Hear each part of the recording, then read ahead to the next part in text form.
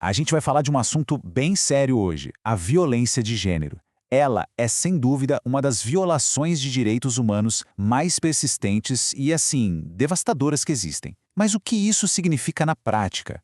Qual é a dimensão real desse problema? Para responder essas perguntas, a gente vai mergulhar fundo numa análise detalhada da Unicef. Para começar, é fundamental entender a escala disso tudo, porque a violência de gênero, ela não está restrita a um lugar ou a uma cultura específica. Como a própria Unicef mostra, é uma crise que, infelizmente, afeta o mundo inteiro.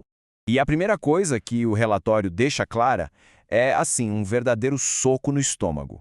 A violência de gênero não tem fronteiras. Ela se espalha por todas as sociedades, todas as culturas, todas as classes sociais. É um problema estrutural, sabe? Que nos afeta de forma global. E só para deixar bem claro, toda essa nossa conversa, toda essa análise é baseada diretamente nesse material da Unicef. Isso garante que a gente está lidando com dados e pesquisas de uma das maiores autoridades no assunto. Então, vamos aos fatos. 1/3. Para um pouco para pensar nesse número. Quase 1 em cada 3 mulheres no mundo já sofreu violência física ou sexual, e na maioria esmagadora das vezes por parte de um parceiro. Esse número da Unicef não é só uma estatística, né? É um retrato da escala assustadora do problema. E assim, embora a violência de gênero possa atingir qualquer pessoa, a análise da Unicef é bem direta. A balança pende e muito para um lado. São as mulheres e as meninas que carregam o fardo desproporcional dessa crise. Elas são, de longe, as vítimas mais frequentes e mais vulneráveis. Tá, mas afinal, o que é exatamente a violência baseada no gênero, ou VBG, como a gente costuma ver por aí? Para a gente conseguir combater o problema, o primeiro passo é entender direitinho a definição dele. E a Unicef nos dá uma explicação bem clara sobre isso. E aqui está o pulo do gato. VBG não é uma agressão aleatória, que acontece por acaso. A raiz dela está nos desequilíbrios de poder, que são históricos e estruturais, entre homens e mulheres. Ou seja, é a violência que acontece justamente por causa dessa desigualdade. E a VBG não é uma coisa só.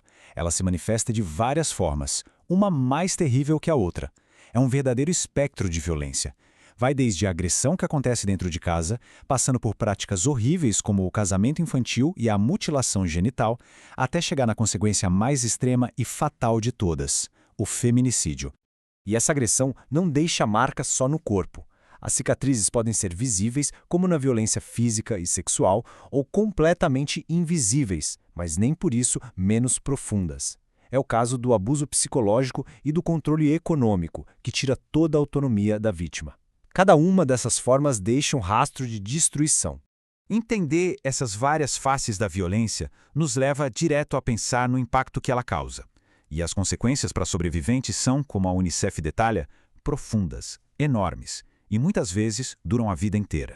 O impacto mais óbvio, claro, é na saúde física. A gente está falando de ferimentos que podem causar incapacidades permanentes, de gravidezes indesejadas que mudam completamente o rumo de uma vida e também da exposição a infecções sexualmente transmissíveis, como o HIV. Mas além do corpo, a mente vira um verdadeiro campo de batalha. As feridas que ninguém vê são devastadoras. O relatório aponta que o trauma psicológico é gigantesco e acaba resultando em taxas altíssimas de depressão, ansiedade e transtorno de estresse pós-traumático. E o estrago vai se espalhando, sabe, como uma onda, afetando a vida social e econômica. Muitas vezes, as sobreviventes ainda são culpadas e isoladas pela sociedade, ficando presas num ciclo de pobreza e exclusão. Elas perdem o acesso à educação, ao emprego e, talvez o mais cruel de tudo, perdem a própria autonomia.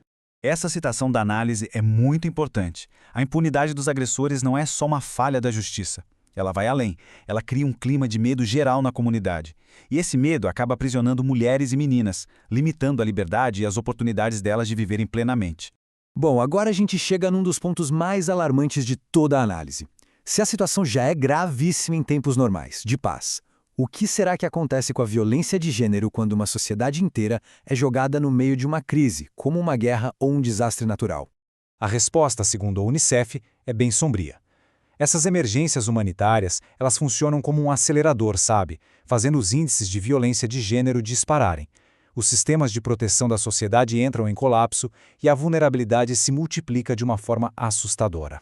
Mas por que isso acontece? O relatório aponta 3 motivos bem cruéis. Primeiro, as estruturas de proteção, como lei e polícia, simplesmente se desfazem. Segundo, e isso é terrível, a violência sexual passa a ser usada de propósito, como uma arma de guerra. E terceiro, no meio do caos, do desespero, mulheres e meninas são forçadas ao que se chama de sexo de sobrevivência, que é basicamente trocar o próprio corpo por coisas básicas, como comida, água ou um lugar seguro.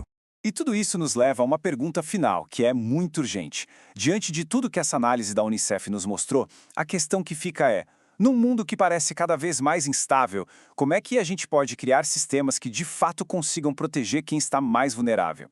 É uma reflexão que exige não só o nosso pensamento, mas principalmente a nossa ação.